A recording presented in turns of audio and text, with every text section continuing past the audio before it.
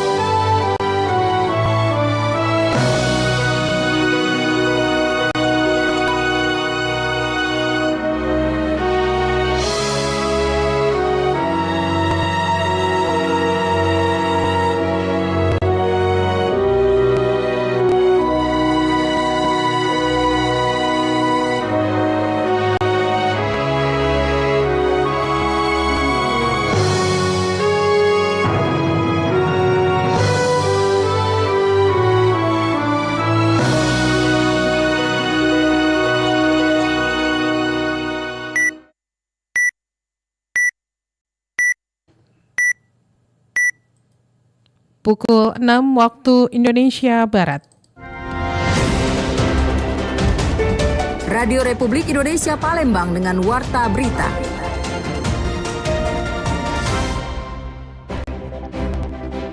Dari umur, jenis sapi atau kambing, serta bobot dan juga kondisi sapi yang sehat. Kami berlokasi di Sukabangun dan membuka lapak di kandang sendiri. Kalau sapi, sarannya umurnya 2 tahun.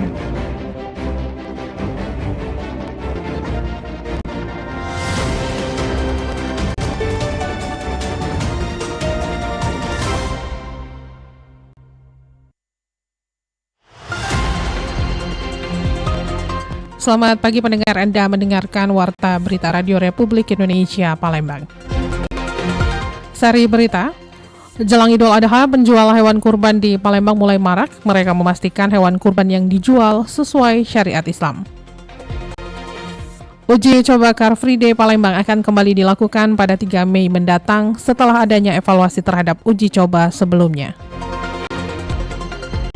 Inilah Warta Berita selengkapnya edisi Kamis 23 April 2026. Saya Tata Edin.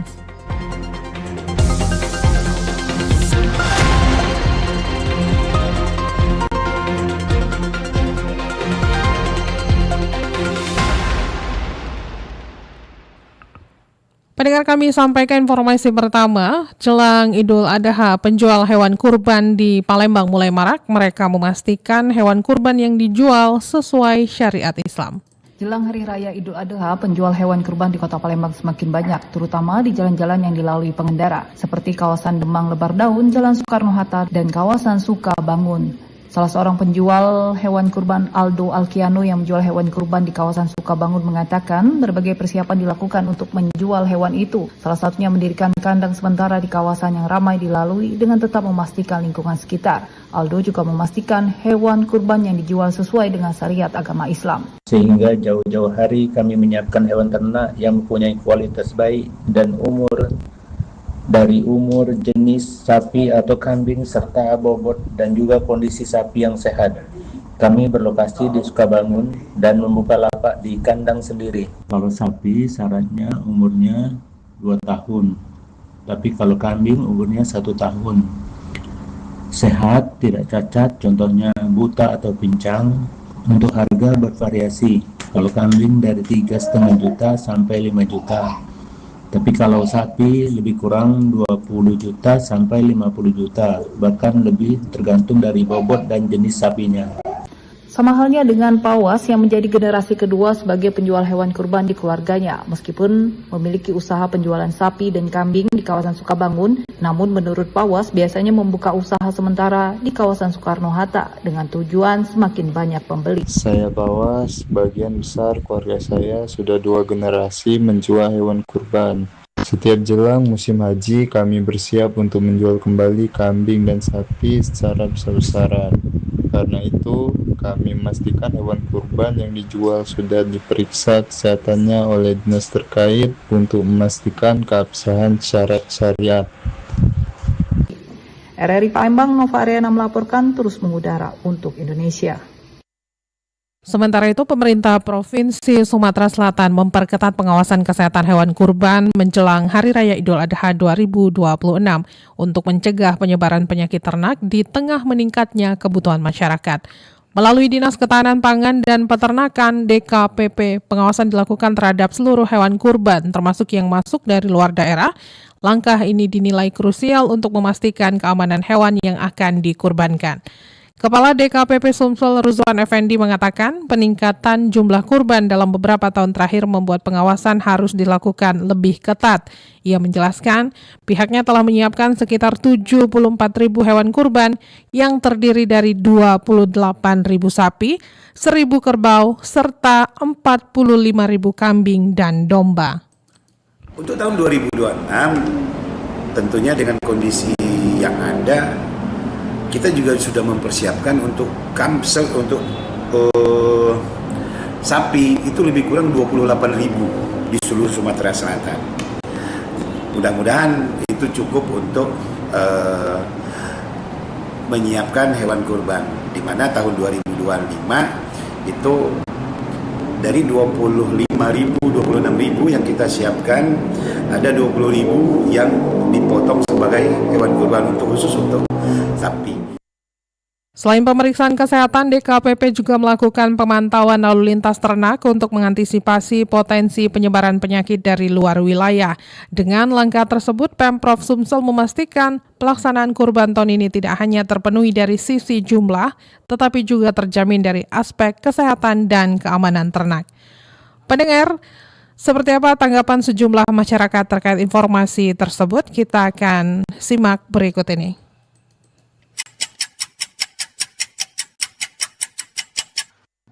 Kesiapan pemeriksaan kesehatan hewan kurban menjelang Idul Adha ini merupakan langkah yang sangat penting sekali untuk dilakukan yang bertujuan untuk memastikan pemeriksaan hewan kurban berjalan optimal agar hewan kurban sehat, aman, dan layak untuk dikonsumsi.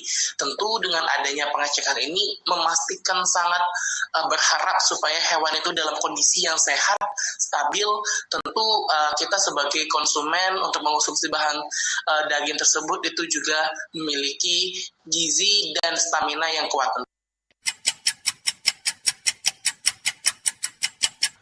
Saya Aza dari Lorong Rawajaya. Tema kesiapan pemeriksaan kesehatan hewan untuk Idul Adha sangat penting dan perlu diprioritaskan agar hewan yang dijadikan untuk kurban itu terjamin secara kesehatan dan kelayakannya. Dan pemeriksaan ini memastikan agar hewan tersebut terbebas dari segala penyakit, lalu usia yang cukup dan juga memenuhi syariat secara Islam dan standar kesehatan. Lalu untuk kesiapan petugas dan fasilitator pemeriksaan juga menjadi kunci agar proses ini berjalan dengan lancar. Pengawasan yang baik juga dapat meningkatkan kepercayaan masyarakat terhadap fasilitator dan orang yang menyelenggarakan kurban agar masyarakat merasa lebih aman dan juga ibadah kurban yang berkualitas.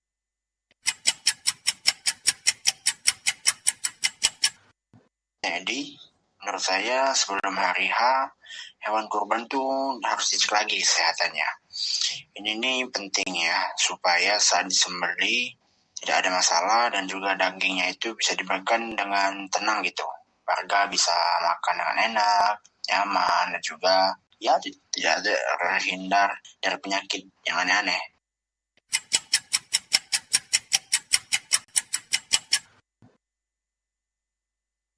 Selanjutnya pendengar, untuk mengetahui bagaimana kesiapan pemeriksaan kesehatan hewan kurban menjelang Idul Adha 1447 Hijriah, kita akan simak cuplikan wawancara reporter RRI Muhammad Irfan bersama pejabat Otoritas Veteriner Provinsi Sumatera Selatan, Dr. Hewan Jafrizal MM. Baik, alhamdulillah. Dokter izin. Sehat walafiat. Alhamdulillah. Dokter izin dok. kami kan mengangkat tema tentang terkait persiapan hewan kurban, Dok. Bisa dijelaskan sedikit nggak, Dok, bagaimana sih, Dok, kesiapan tim veteriner di Sumatera Selatan dalam melakukan pemeriksaan kesehatan hewan kurban tahun ini, Dok? Ya baik, terima kasih.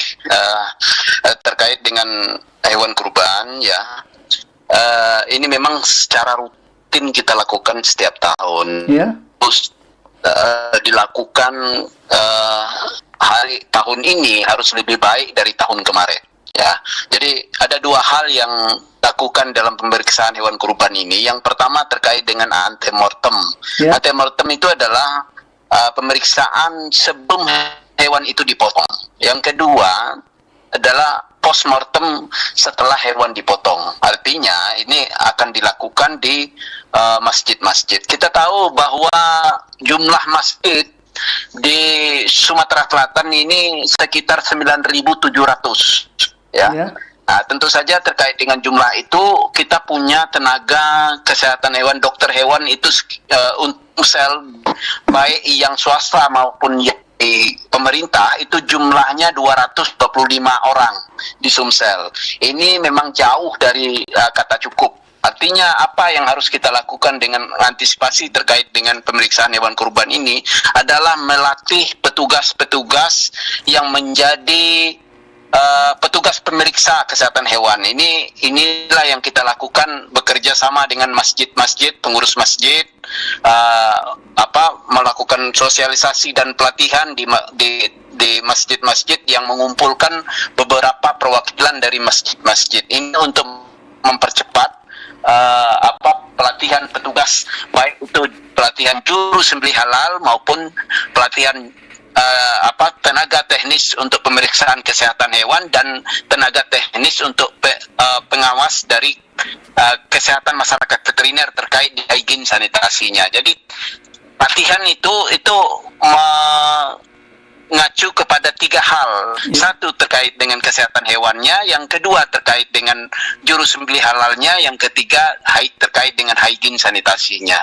Jadi ini harus kita percepat. Artinya apa? Satu orang dokter hewan itu dengan komposisi yang sekarang itu mengawasi 40 masjid. Ya. Kalau itu kita bicara masjid saja ya. 40 masjid. Artinya satu dokter hewan itu menyelia 40 panitia kurban yang ditugaskan sebagai juru sembelih, sebagai petugas pemeriksa kesehatan dan juga pemeriksa untuk penjamin hygiene sanitasi.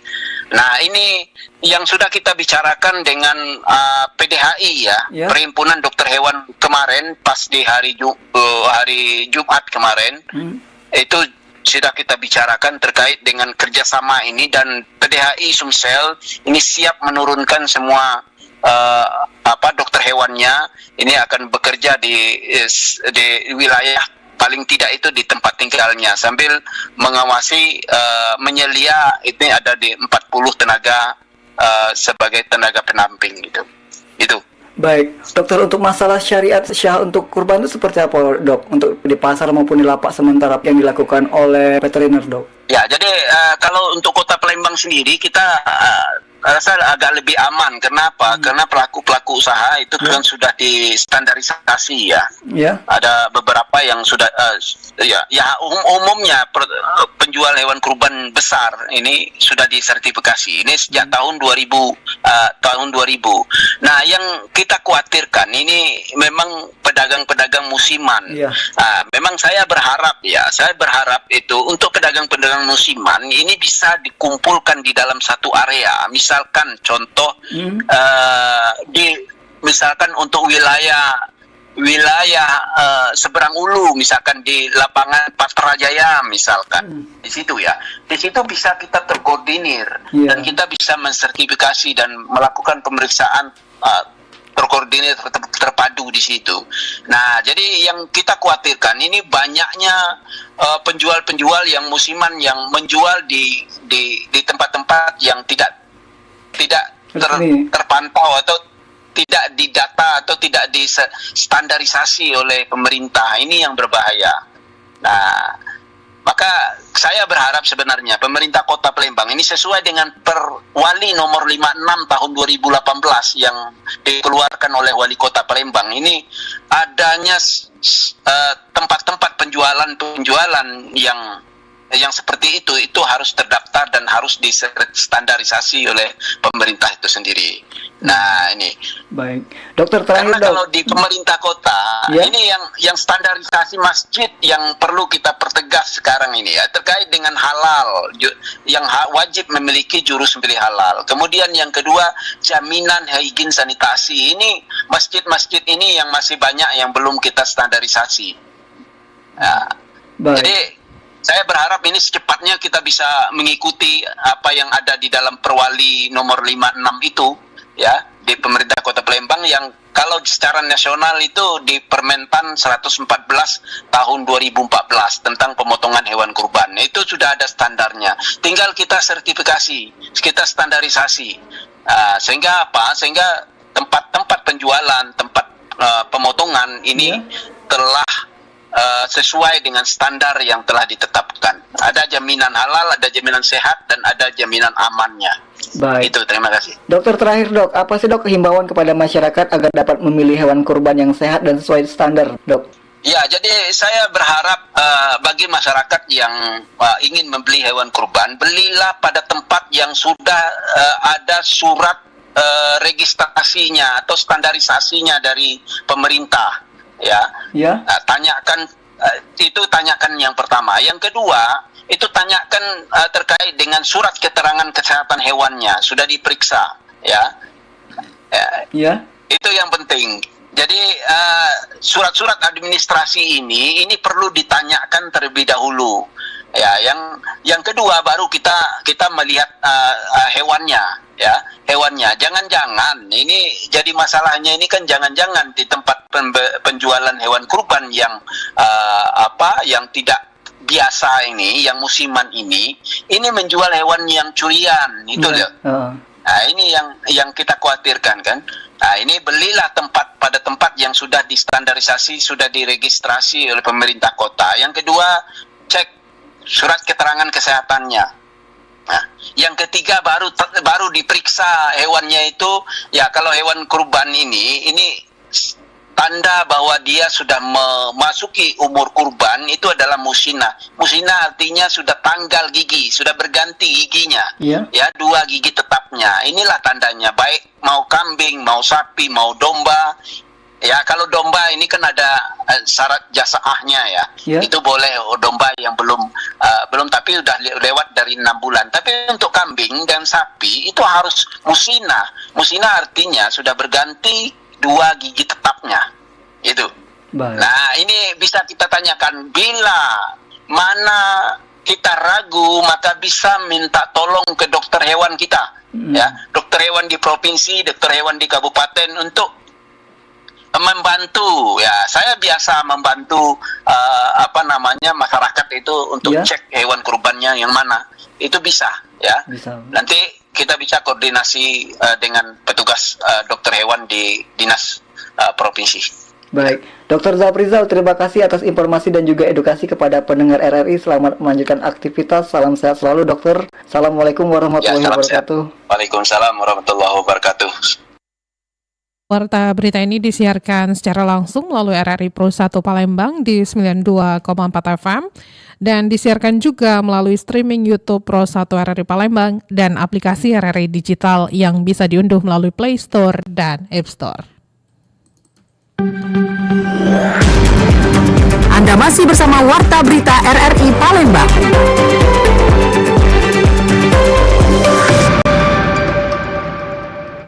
Pendengar, kita beralih ke informasi lainnya. Uji coba Car Free Day Palembang akan kembali dilakukan pada 3 Mei mendatang setelah adanya evaluasi terhadap uji coba sebelumnya.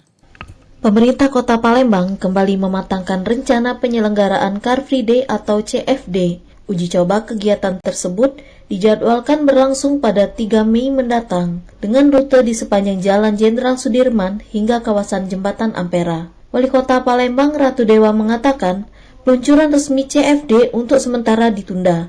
Keputusan ini diambil agar seluruh persiapan dapat dimaksimalkan sekaligus mengevaluasi sejumlah kendala yang muncul pada uji coba sebelumnya. Mungkin kita tunda dulu beberapa minggu, kita matangkan dulu persiapannya, baru kita uji coba tahap berikutnya. Kita uji coba dulu belum kita resmikan secara baru. Sebelumnya, pemerintah Kota Palembang menunda peresmian CFD yang semula dijadwalkan pada 19 April 2026. Penundaan dilakukan menyusul banyaknya keluhan masyarakat, khususnya terkait kemacetan dan kepadatan kendaraan saat uji coba perdana CFD pada 11 April lalu. Evaluasi pun dilakukan sebagai bahan perbaikan sebelum kegiatan ini resmi diluncurkan. Erlin Fartesa melaporkan. Pendengar, 4 wilayah kecamatan yang berpotensi terjadi karhutla saat masuk musim kemarau yang diprediksi mulai Mei 2026. Pemerintah Kota Palembang membentuk tim sosialisasi guna mencegah kebakaran hutan dan lahan atau karhutla yang diprediksi meningkat pada tahun 2026. Tim tersebut bertugas untuk mengedukasi masyarakat di setiap kecamatan dan bekerja sama dengan TNI, Polri, serta tokoh masyarakat untuk memastikan informasi tersebut sampai dengan baik. Wali Kota Palembang, Ratu Dewa, menyampaikan kemarau tahun ini diperkirakan lebih panjang menurut data BMKG.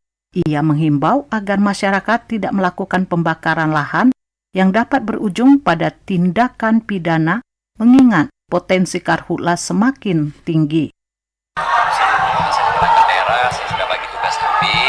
Termasuk mengadakan juga sosialisasi, memberikan edukasi ke masyarakat, jangan sampai adanya pembakaran lahan dan juga sampah karena ini berujung kepada tindak pidana. Maka dari awal kita sudah diantisipasi semua, baik akan di bulan ini dan juga awal bulan depan masih terjadinya banjir dan juga genangan air. Saya juga minta diantisipasi. Terus kedepannya kita mulai menghadapi musim kemarau yang relatif menurut data dari BMKG akan lebih lama. Maka segala hal harus kita persiapkan, mulai dari persiapan air bersih dan juga hal-hal lain sudah kita siapkan semua. Sementara itu, Kepala Badan Penanggulangan Bencana Daerah atau BPBD Kota Palembang, Ahmad Pukron menjelaskan, telah melakukan kajian bencana dan terdapat 4 wilayah kecamatan yang berpotensi terjadi karhutla saat masuk musim kemarau yang diperkirakan mulai bulan Mei tahun 2026. 4 kecamatan tersebut yakni Alang-Alang Lebar, Kertapati, Sematang Borang, dan Pelaju. Keempat kecamatan tersebut berbatasan langsung dengan kabupaten tetangga seperti Ogan Ilir dan Banyu Asin yang masih banyak memiliki lahan hutan. Oleh karena itu, wilayah-wilayah tersebut menjadi titik fokus dalam upaya pencegahan kebakaran lahan. Untuk mencegah terjadinya karhutla, petugas di lapangan tidak hanya melakukan patroli fisik, tetapi juga memberikan edukasi kepada masyarakat untuk tidak membuka lahan dengan cara membakar. Selain itu, koordinasi dengan Damkar Palembang juga dilakukan untuk memastikan kesiapan sarana dan prasarana dalam menangani kebakaran jika terjadi. Lamsihar Silitonga melaporkan.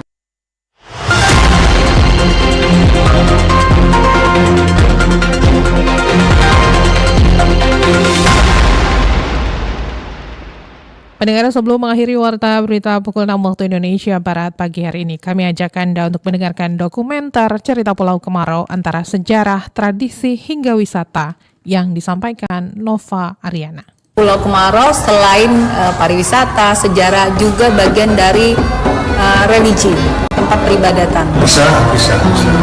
Karena saat ini Pulau Kemarau lebih dikenal sebagai tempat peribadatan umat Tionghoa. Ya, jadi ini. Pulau Kemarau, siapa yang tidak kenal dengan pulau yang terletak di tengah aliran Sungai Musi, Kecamatan Ilir Timur 2, Kota Palembang, Sumatera Selatan. Pulau ini berjarak sekitar 6 km ke arah timur dari Jembatan Ampera dan sering diakses melalui jalur air dari Dermaga Penteng Kuto Besak, PKB Palembang. Bagi warga, Pulau Kemarau tidak hanya sebagai tujuan wisata, namun juga tujuan ibadah. Saat Cap Gome, pulau ini ramai dikunjungi. Selain itu, Pulau Kemarau juga sangat dikenal dengan legenda cerita cinta antara putri Melayu dengan pangeran dari negeri Cina. Pulau Kemarau juga kaya akan budaya yang membuatnya sangat menarik untuk dikunjungi. Namun siapa yang tahu, ternyata Pulau Kemarau menyimpan sejarah yang sangat menarik untuk diketahui.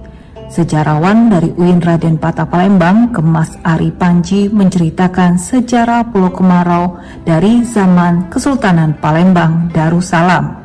Saat zaman Kesultanan, baik saat dipimpin Sultan Mahmud Badarudin I dan Sultan Mahmud Badarudin II, Pulau Kemarau menjadi benteng pertama dalam menghalau bangsa POC di pulau itu dan area sekitarnya, seperti kawasan Pelaju dan Bagus Kuning.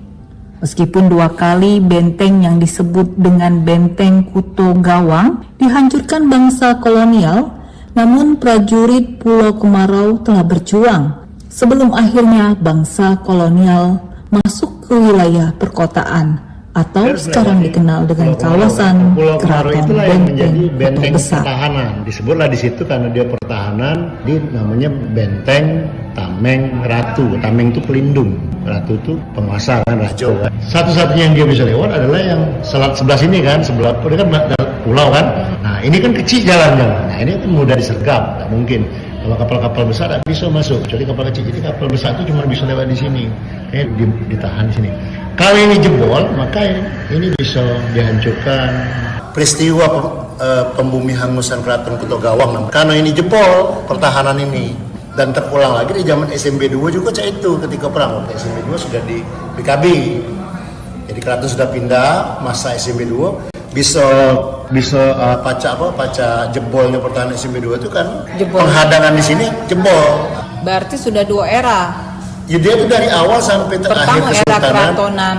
Era dari masa kesultanan itulah. Jadi masa Sultan pertama, Sultan Abdurrahman, sampai ke Sultan Mahmud Badarudin yang terakhir itu sudah 2 kali digempur. Kalau pertama digempur oleh VOC, yang SMB 2 sudah zaman Belanda, sudah pemerintah Belanda. Kalau yang sebelumnya itu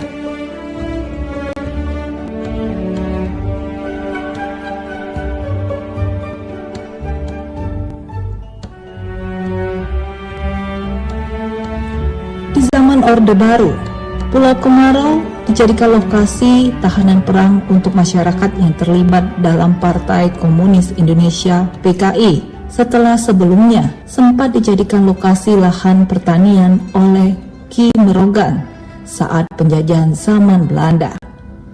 Baru pada tahun 60-an, saat zaman Orde Baru, Pulau Kemarau menjadi tujuan ibadah dan ziarah warga Tionghoa dan belum menjadi tujuan wisata kala itu. Namun, di era tahun 80-an, pemerintah mulai memperhatikan potensi wisata di Sumatera Selatan. Salah satunya adalah Pulau Kemarau di Kota Palembang.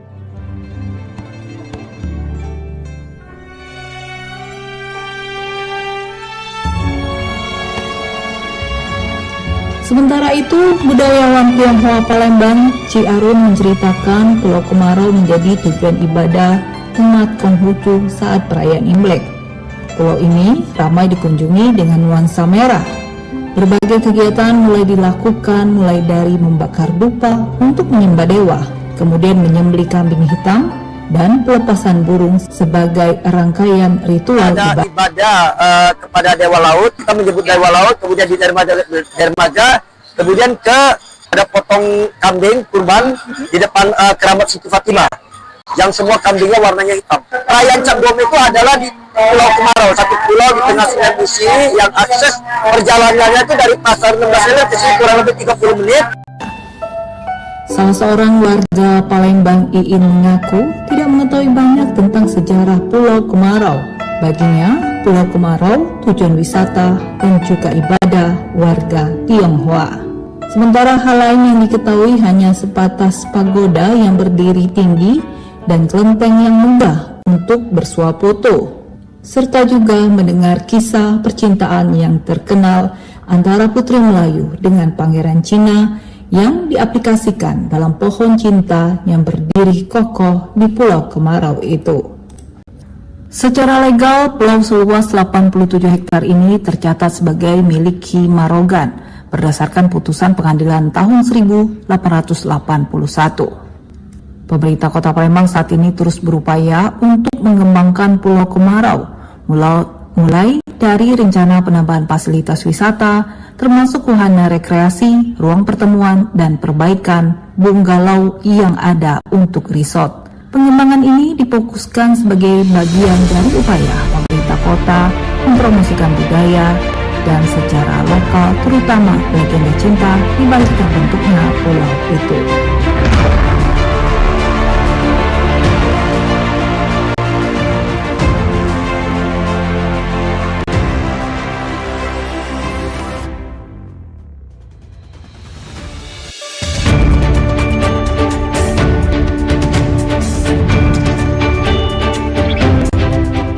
Sekian warta berita produksi Radio Republik Indonesia Palembang. Sebelum berpisah kami sampaikan kembali pokok-pokok berita. Jelang Idul Adha, penjual hewan kurban di Palembang mulai marak. Mereka memastikan hewan kurban yang dijual sesuai syariat Islam.